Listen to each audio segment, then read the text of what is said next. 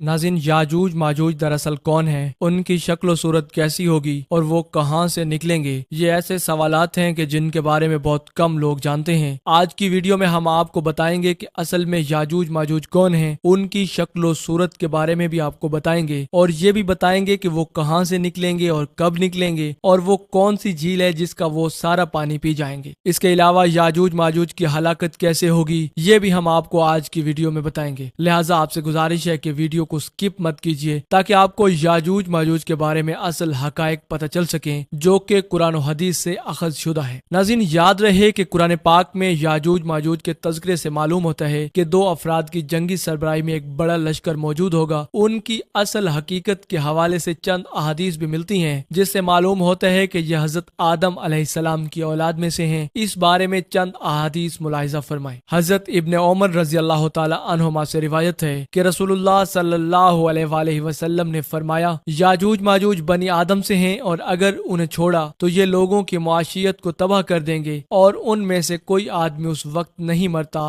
جب تک اپنی 1000 یا اس سے بھی زیادہ اولاد نہ دیکھ لے، اور ان کے ساتھ دین اور اقوام بھی ہیں۔ یہ حدیث حافظ ابن کثیر کے نزدیک ضعیف ہے، لیکن اس میں ان کی عمر اور قبیلوں کا تذکرہ موجود ہے۔ بعض علماء یاجوج ماجوج کو تو حضرت آدم علیہ السلام کی اولاد قرار دیتے ہیں، مگر اس ضمن میں وہ ایک قول بیان کرتے ہیں جس کو حافظ ابن کثیر اور دیگر محدثین نے انتہائی غریب اور عقلاً و نقلاً ناقابل قبول قرار دیا ہے۔ ناظرین، مجمع الزوائد میں حضرت ام حبیبہ رضی اللہ تعالی عنہا نے روایت کیا ہے، حضور نبی رحمت صلی اللہ علیہ وآلہ وسلم نے ان کی کیفیت یوں بیان فرمائی ہے، ان کے چہرے چوڑے، آنکھیں چھوٹی اور سر کے بال مائل بسرخی ہوں گے، ہر ٹیلے سے چڑھتے دوڑتے نظر آئیں گے، گویا ان کے چہرے تہ بتہ کسی ڈھال کی طرح چپٹے ہوں گے۔ ناظرین، آپ کو بتاتے چلیں کہ یاجوج ماجوج کی بعض ظاہری صفات کا تذکرہ حافظ ابن حجر عسقلانی نے بھی کیا ہے۔ ان صفات میں یاجوج ماجوج کو 3 اقسام کا بتایا گیا ہے، جن میں سے ایک قسم لمبے قد کاٹ کے لوگوں کی جو صنوبر کی درخت کی مانند ہوں گے، دوسرے قسم 4 ہاتھ مربع معلوم ہوتے ہیں، اور ایک ایسی کیفیت و قسم کے ہوں گے جو اپنے کانوں کو اپنے نیچے بچھا کر اور اپنے دوسرے کان کو اپنے اوپر اوڑھ کر سو جائیں گے۔ اس قسم کے متعلق یہ بھی ملتا ہے کہ ان کا طول 1 یا 2 بالشت ہوگا، اور ان میں سے سب سے لمبا 3 بالشت تک ہوگا۔ لیکن دوستو، یہ سب روایات ضعیف تصور کی جاتی ہیں۔ حافظ ابن کثیر نے ایسی باتوں کو خواہ کا تکلف اور بلا سند قرار دے کر رد کر دیا ہے۔ وہ النہایہ میں یوں لکھتے ہیں، جس نے بغیر علم کے ہی ایسی بات کہہ ڈالی، اس نے خواہ تکلف کیا اور ایسی بات کہی جس کی کوئی دلیل نہیں، بلکہ حدیث میں تو یہ وارد ہوا ہے کہ ان کا ہر شخص اپنی نسل کے 1000 انسان دیکھے گا، اور پھر صحیح روایات میں تو ان کے انتہائی طاقتور ہونے کا تذکرہ بھی ملتا ہے۔ البتہ یہ بات سوچنے کی ہے کہ یاجوج ماجوج کس قدر شر اور فساد مچائیں گے، اور ان کی طاقت اور قوت اتنی ہوگی کہ انسانی بستیوں کو پیوند خاک کر ڈالیں گے۔ دوستو، یاد رہے کہ یاجوج ماجوج آج کل دیوار ذوالقرنین میں مسلسل سوراخ کرنے اور اسے منہدم کرنے کے عمل میں مشغول و مصروف ہیں۔ حضرت ابو ہریرہ رضی اللہ تعالی عنہ سے مروی ہے کہ رسول اللہ صلی اللہ علیہ وآلہ وسلم نے ارشاد فرمایا، پھر وہ دیوار توڑ کر لوگوں پر نکل آئیں گے، سارا پانی پی جائیں گے، لوگ قلعہ بند ہو جائیں گے، تو وہ یاجوج ماجوج اپنا تیر آسمان کی طرف پھینکیں گے، جنہیں اللہ سبحانہ و تعالی خون لگا کر نیچے پھینکیں گے، تو وہ کہیں گے، ہم نے آسمان والوں پر بھی غلبہ پا لیا جس طرح ہم اہل زمین پر غالب ہیں۔ حضرت عبداللہ ابن مسعود رضی اللہ تعالی عنہما روایت کرتے ہیں کہ رسول اللہ صلی اللہ علیہ وآلہ وسلم نے ارشاد فرمایا، پھر یاجوج ماجوج نکلیں گے اور ہر ٹیلے سے دوڑتے ہوئے نظر آئیں گے، وہ ان لوگوں کے شہروں کو روند ڈالیں گے، ہر چیز کو تباہ و برباد کر دیں گے، اس پانی سے گزریں گے، اسے پی جائیں گے، پھر لوگ میرے پاس یعنی عیسیٰ کے پاس شکایت لے کر آئیں گے، تو میں اللہ سبحانہ و تعالی سے یاجوج ماجوج کے لیے بد دعا کروں گا، اور اللہ سبحانہ و تعالی جل جلالہ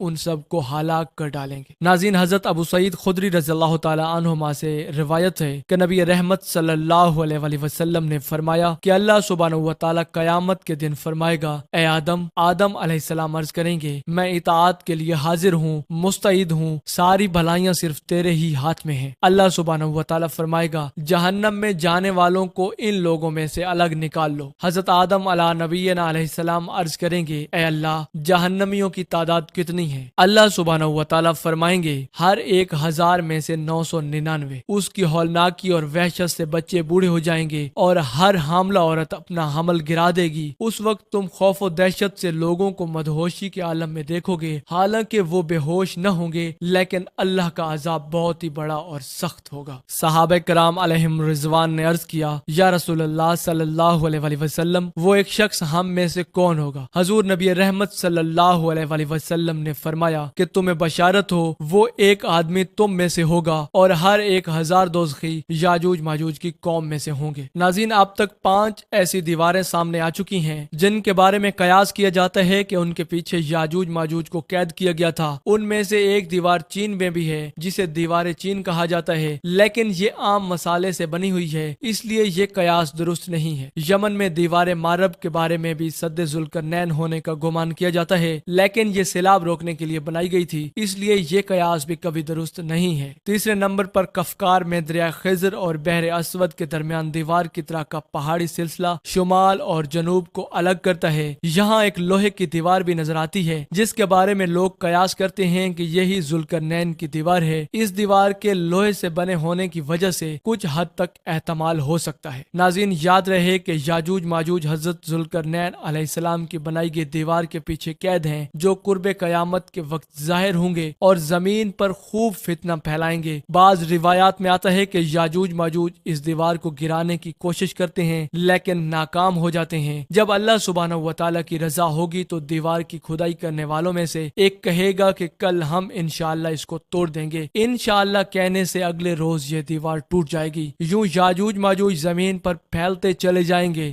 جہاں سے گزریں گے تباہی پھیلائیں گے، مخلوق خدا کو اپنے شر و فساد کا نشانہ بنائیں گے۔ ان کا ایک گروہ جب بھاگتا ہوا جھیل تبریہ سے گزرے گا تو صحیح مسلم کے مطابق وہ سارا پانی پی جائیں گے۔ جب آخری گروہ وہاں پہنچے گا تو وہ کہے گا یہاں کبھی پانی ہوا ہی نہیں کرتا تھا۔ یاد رہے کہ بحیرہ تبریہ اسرائیل میں تازہ پانی کی سب سے بڑی جھیل ہے۔ اس کا ذکر تورات و انجیل میں بھی آیا ہے۔ حضرت عیسیٰ علیہ نبینا علیہ السلام نے زندگی کا بڑا حصہ اسی جھیل کے ساحل پر گزارا۔ روایات کے مطابق یہاں سے قتل و غارت کرتے ہوئے یاجوج ماجوج بیت المقدس تک پہنچیں گے اور اعلان کریں گے کہ زمین پر ہمارا قبضہ ہو چکا ہے، اب ہم آسمانوں پر بھی قبضہ کریں گے اور آسمان کی طرف تیر پھینکیں گے جو خون آلود ہو کر واپس آئیں گے، کوئی ان کا مقابلہ نہ کر پائے گا۔ دوستو، یہ بات یاد رکھنے کی ہے کہ یاجوج ماجوج کا ظہور حضرت عیسیٰ علیہ نبینا علیہ السلام کے ظہور کے بعد ہوگا، اور یاجوج ماجوج کے فتنے کے وقت حضرت عیسیٰ علیہ نبینا علیہ السلام کو حکم ہوگا کہ وہ مسلمانوں کو لے کر کوہ طور پر چلے جائیں۔ جب طور پہاڑ پر غذا کی قلت پیدا ہو جائے گی تو حضرت عیسیٰ علیہ نبینا علیہ السلام یاجوج ماجوج کے لیے بد دعا کریں گے، جس کے نتیجے میں ان کے کانوں اور گردنوں میں کیڑے پیدا ہوں گے جن کے پھٹنے سے یہ ہلاک ہو جائیں گے۔ مسلمان جب طور پہاڑ سے نیچے اتریں گے تو ہر جگہ یاجوج ماجوج کی لاشیں ہوں گی اور ان سے تعفن اٹھ رہا ہوگا۔ حضرت عیسیٰ علیہ السلام اللہ سبحانہ و تعالیٰ سے دعا کریں گے، جس کے بعد خاص قسم کے پرندے ان کی لاشوں کو اٹھا کر جہاں اللہ سبحانہ و تعالیٰ چاہیں گے وہاں لے جائیں گے۔ اس کے بعد شدید بارش ہوگی اور ہر چیز دھل کر اجلی ہو جائے گی۔ دوستو، آپ کو یہ جان کر حیرانگی ہوگی کہ یاجوج ماجوج کے بارے میں مختلف روایات میں آتا ہے کہ یہ 9 حصے ہیں اور انسان اور جنات ایک حصہ آبادی ہیں۔ جہنم میں بھی ہر 10 میں سے 9 کا تعلق یاجوج ماجوج میں سے ہوگا۔ ناظرین، یہ تھی ہماری مختصر سی تاریخی ویڈیو یاجوج ماجوج کے متعلق۔ اس امید کے ساتھ اجازت چاہیں گے کہ آپ کو ہماری ویڈیو پسند آئی ہوگی۔ ملتے ہیں بہت جلد ایک نئی دلچسپ اور علم سے بھرپور ویڈیو میں، تب تک کے لیے اللہ